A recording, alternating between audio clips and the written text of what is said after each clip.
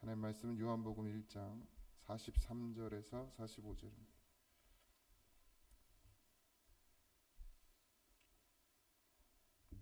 요한복음 1장 43절에서 45절입니다. 같이 합독합니다. 이튿날 예수께서 갈릴리로 나가시려 하시다가 빌립을 만나 이르시되 나를 따르라 하시니 빌립은 안드레와 베드로와 동네 베세다 사람이라.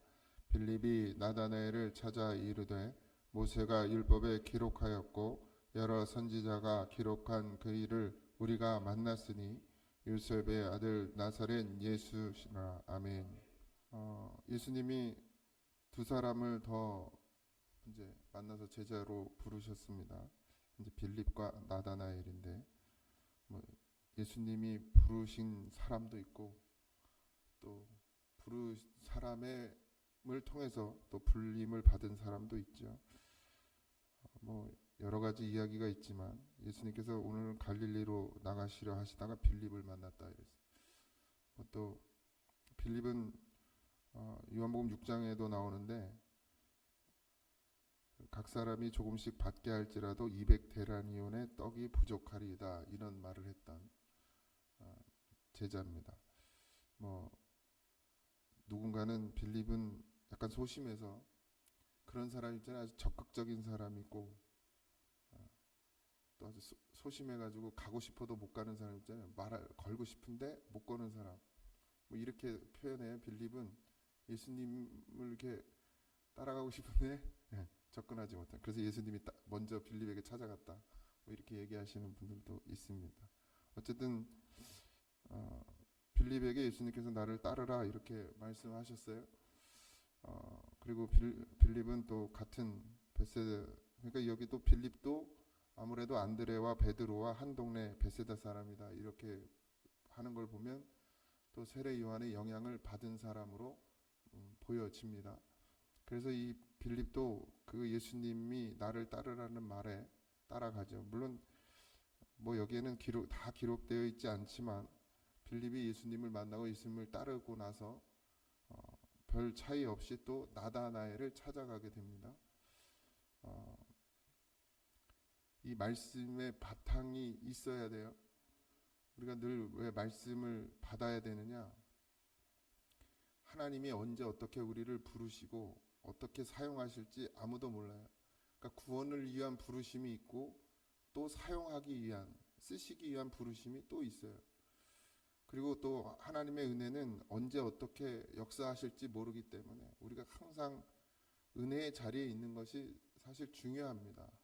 물론 그렇다고 해서 하나님이 손이 닿지 않는 곳이 있느냐? 그렇지 않아요. 어디에서나 하나님의 손은 닿죠. 여러분의 삶 가운데서도. 그렇지만 하나님께서는 어떤 그런 틀이 없으신 분이지만 또 질서를 원하시는 분이고, 하나님께서 만약에 그런 걸 원하지 않았다면 이런 어떤 공동체, 이런 공동체 예배, 이런 어떤 것들을 원하지 않으셨을 수도 있어요. 근데 이렇게 세워졌다는 것은 다 그만한 뜻이 있다라는 것이고, 하나님의 계획과 섭리가 이 교회를 통해서 역사하신다라는 거예요. 이걸 무시하면 어렵습니다. 신앙생활이. 혼자 집에서 인터넷으로 예배드리고, 요즘엔 더 좋아졌잖아요. 요즘 가나안 성도라고 하긴 하는데 요즘엔 영상이 잘 나오고 실시간 예배도 다 나오니까 집에서 예배드리기가 훨씬 좋아졌죠.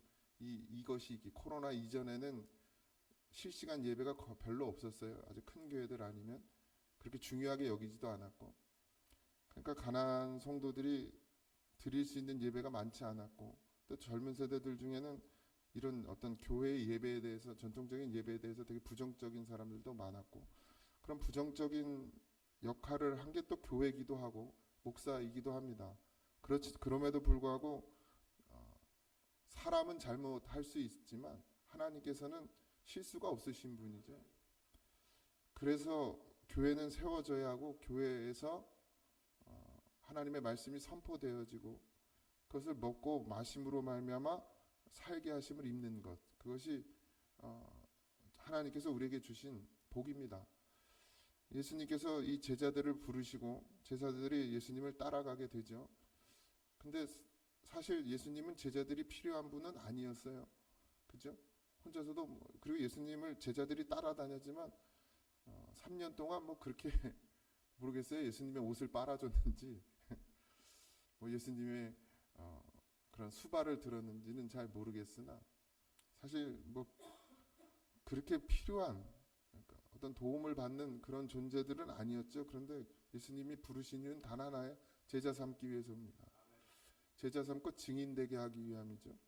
그래서 결국 예수님께서 십자가에 달려 죽으시고 부활하시고 하늘에 승천하시고 난 후에 그래도 그들은 그냥 숨어서 기도하고 있었고 결국 성령이 그들에게 임하시니까 그들이 이제 증인의 삶을 살게 됩니다. 우리는 다 제자가 되어야 합니다. 여러분도 다 예수님의 부르심을 입었어요. 구원의 부르심을 입었고 또 제자로서의 부르심을 입었고 더 나아가서 이제 물론 우리가 늘 성령 안에 우리가 성령이 우리 안에 거하셔야 하지만 성령의 충만함 또 어떤 또 다른 사용을 위해서 여러분들을 특별히 또 부르시는 은혜가 또 있다라는 것이죠.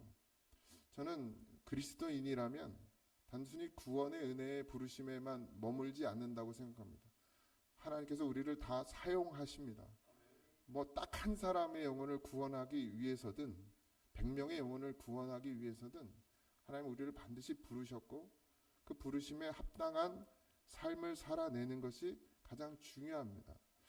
오늘도 보면 나다나엘을 찾아 이르되 모세가 율법에 기록하였고 여러 선지자가 기록한 그 일을 우리가 만났으니 이렇게 되어 있어요. 빌립은 이미 구약 성경을 알고 있었죠. 구약 성경에서 기록한 메시아에 대한 어떤 그런 예언의 말씀들을 알고 있었어요. 세례 요한이든 또 누구든 어쨌든 가르쳐준 사람이 있었고 그것을 통해서 이미 예수님이 어떤 분이라는 걸 알고 있었어요. 그런데 중요한 것은 요셉의 아들이고 나사렛 예수다라는 말이었어요. 사실 이스라엘 백성들에게 있어서 메시아 그리스도는 그들에게서는 정말 희망이죠. 아주 생명입니다. 그분이 오실 거라고 다 믿고는 있었어요. 근데 그분이 어떤 모양으로 어떤 모습으로 올지는 아무도 알지 못했던 것이고 요셉의 아들 나사렛 예수라는 말 그러니까 나사렛에서 태어났고 예루살렘에서 태어날 거라고 생각했을 거예요. 거기가 중심 아닙니까? 성전이 있고 거기서 모든 역사가 일어났고 또 시온이기도 하고 그래서 거기서 태어날 거라고 생각했던 예수님께서 그리스도께서 나사렛에서 태어나고 이름은 예수였어요. 그러니까 그런데 빌립은 그걸 믿었죠. 봤어요. 예수님을 봤잖아요. 그분의 말씀을 들었어요. 그러니까 믿어지는 거예요. 근데 아직 나다나엘은 누구의 얘기를 듣는 거예요? 빌립의 얘기를 듣고 있죠. 빌립의 얘기를 듣고 이제 내일 볼 말씀이지만 어떻게 나사렛에서 선한 것이 날 수 있냐 이런 이야기를 합니다. 여러분 목자의 말을 들어도 목사의 말을 들어도 말씀을 전하는 말씀을 들어도 여러분 제가 늘 말씀드리는 예수님의 말씀을 들어야 돼요. 사람의 말로는 믿을 수가 없어요.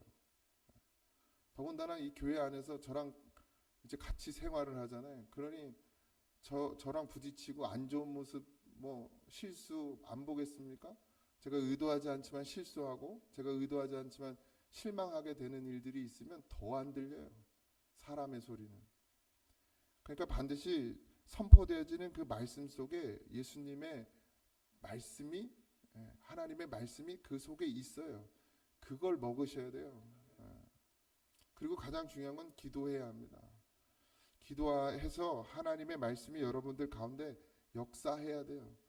그냥 이게 심기어져도 내가 하나님이 물론 자라게 하시고 열매 맺게 하시지만 그 속에 내가 갈망함이 없고 기도하지 않으면 우리는 다 소멸되게 되어 있어요. 왜? 사단이 역사하거든요. 가시와 엉겅퀴가 있어요. 이 땅에만 있는 게 아니라 우리의 심령 가운데도 가시와 엉겅퀴가 있단 말이에요. 그러니까 나다나엘이 빌립과 관계가 좋겠죠. 가까운 사이였을 겁니다. 그런데 빌립의 얘기에 100% 신뢰하지 못하고 있어요. 사람의 말은 100% 신뢰가 안 되죠. 여러분들이 아무리 목사를 신뢰한다 해도 뭐 목사님, 담임 목사님 하지만 결국 사람의 말에는 한계가 있습니다. 심령 가운데 주의 성령이 여러분들 안에 역사하셔서 지금은 계시지 않지만, 육신으로는 계시지 않지만 영으로 우리와 함께 하시는 그 예수님이 여러분 가운데 말씀하시는 그 음성을 들으셔야 합니다. 근데 제가 경험해본 결과 가장 잘 들릴 때가 언제냐? 기도할 때예요. 말씀을 읽을 때. 그때 가장 잘 들립니다. 그냥 일상을 살아가고 바쁜 상황 가운데 있을 때 하나님의 음성을 듣기가 쉽지 않습니다. 물론 또 성령이 충만한 사람들은 어떤 상황 가운데서도 또 하나님이 함께 하심을 느끼고 또 하나님의 음성, 그때 인도하시는 음성을 들을 때도 있지만, 일반적으로 말씀드리면 가장 잘 우리가 하나님의 말씀을 분별하고 들릴 때는 성경을 읽을 때와 기도할 때예요. 그리고 우리의 어떤 그 육적인 마음들이 이렇게 일어나고 불타오를 때, 누구를 미워하고 남을 시기하고 질투하고 육신의 마음이 들 때 가장 우리를 안전하게 하는 건 기도예요. 정말 1시간이든 2시간이든 여기서 몸부림쳐서 그것이 벗어날 때까지 기도하면 반드시 하나님께서 우리의 마음에 평안을 주십니다. 늘 경험하시잖아요, 여러분들도. 그러니까 중요한 것은 누구의 소리를 듣는 것보다 가장 중요한 건 여러분의 심령 가운데 말씀하시는 주의 음성을 듣는 은혜가 있기를 소망합니다. 우리의 판단, 우리의 생각 중요하지 않습니다. 나사렛에서도 하나님께서는 역사하셨고, 우리가 늘 바라고 원하는 대로 되지 않고 우리가 생각하는 대로, 가장 뜨거운 교회가 어딘지는 잘 모르겠지만 거기서만 역사할 것 같아도 하나님은 아주 저 시골에 있는 정말 한두 명의 성도를 앉혀놓고 사역을 해나가는 목사님을 통해서도 하나님은 역사하실 수 있어요. 중요한 건 그게 아닙니다. 우리가 얼마나 내 심령 가운데 그 은혜를 갈망하고 갈급해하느냐. 누가 심령이 가난한 자냐, 그게 더 중요합니다. 상처받을 일이 수도 없이 많고 아플 일이 수도 없이 많죠. 교회 생활하다 보면 도대체 교회를 내가 왜 다녀야 되나 싶을 때도 있습니다. 차라리 그냥 혼자 신앙생활하는 게 낫지라는 마음을 가질 때도 있습니다. 그러나 하나님께서는 그런 상황 가운데서도 우리를 어떻게 해요? 세우시고 우리를 자라게 하시고 우리를 하나님의 뜻대로 만들어 가고 계시다라는 사실입니다. 누구를 만나든 그건 하나님이 내게 주시는 은혜라는 생각을 잊지 마시기 바랍니다. 어제도 신방을 갔는데 고한봉 권사님이 다리가 힘이 없어가지고 진짜 뼈밖에 이제 안 남으셨어요. 그러니까 갔는데 밖에 문 앞에 이렇게 앉아 계셨어요. 근데 집에 들어가는데 그 몇 발짝을 걷다가도 주저앉으시더라고요.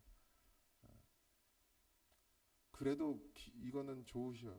그냥 바로 알아보셔요.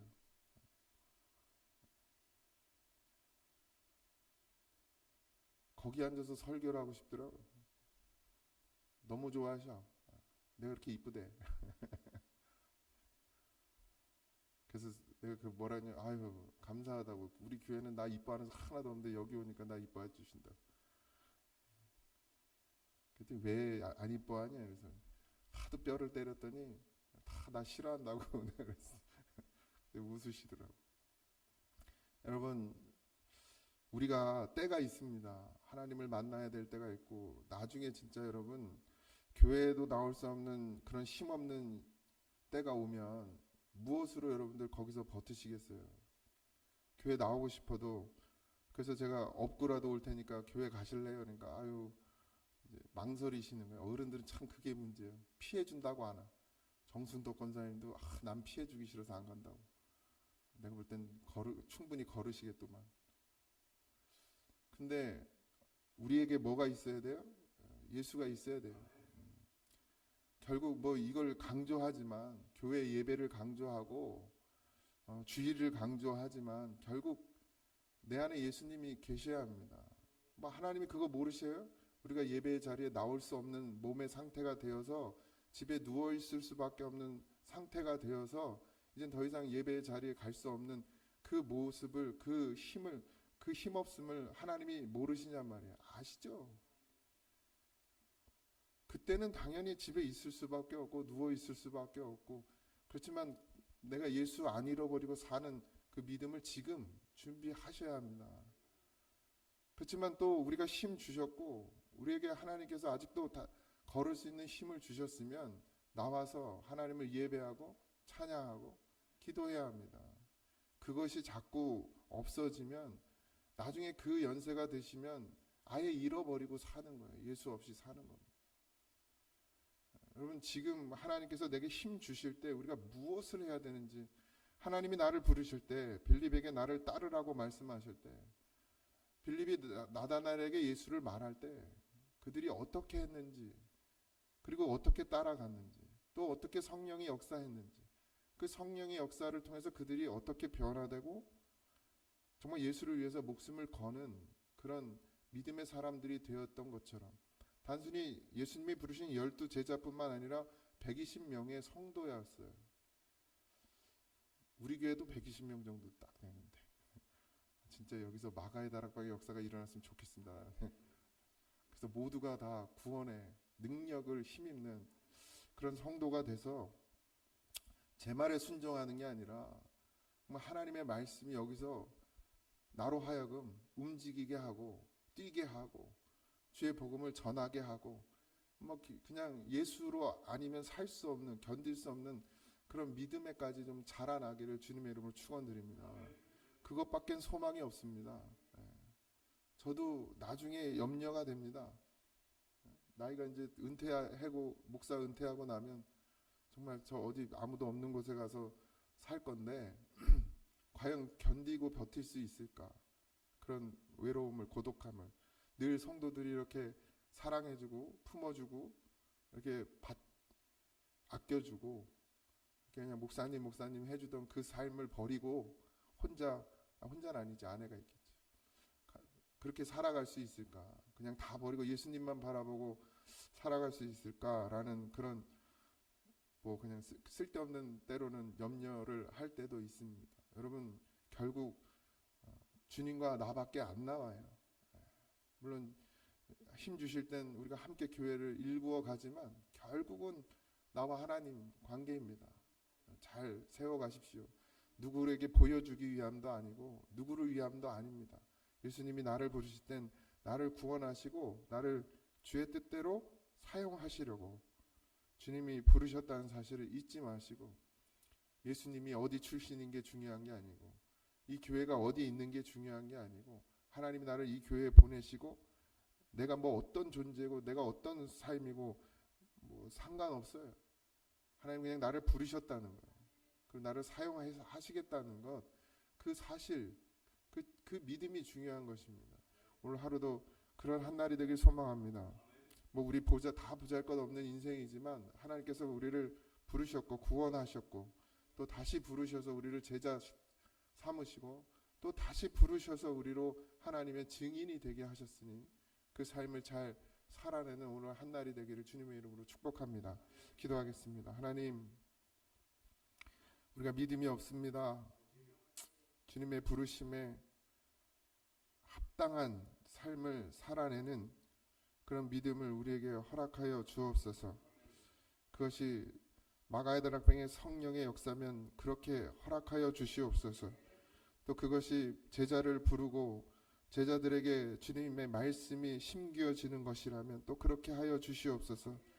어떤 방법이든 우리로 하여금 주님의 그 구원의 은혜와 우리를 제자 삼으시는 그 하나님의 사랑과 또 우리를 증인으로 이 땅 가운데 내보내시는 그 그리스도의 크신 뜻을 아버지 하나님 우리로 하여금 살아내게 하여 주시옵시고, 오늘 하루도 주님이 주신 귀한 날이 오니 아버지 하나님 그저 나의 인생을 위해서만 허비하지 말게 하시고 주를 위해, 주의 뜻, 주의 나라를 위해 살아가는 그런 한 날이 되게 하여 주시옵소서. 우리 사랑하는 성도들을 지키시고 보호하시는 은혜가 아버지 늘 이 교회 안에 또 세상 가운데 있는 줄 믿습니다. 하나님, 각자의 삶의 터전에서 주를 바라보고 주의 이름을 부르며 구원을 누리는 그런 믿음이 되게 하여 주시옵소서. 오늘도 지키시고 함께하여 주시는 주님의 그 은혜와 사랑에 감사하며 예수님의 이름으로 기도하옵나이다. 아멘. 하늘에 계신 우리 아버지여, 이름이 거룩히 여김을 받으시오며 나라의 임하옵시며 뜻이 하늘에서 이루어진 것 같이 땅에서도 이루어지이다.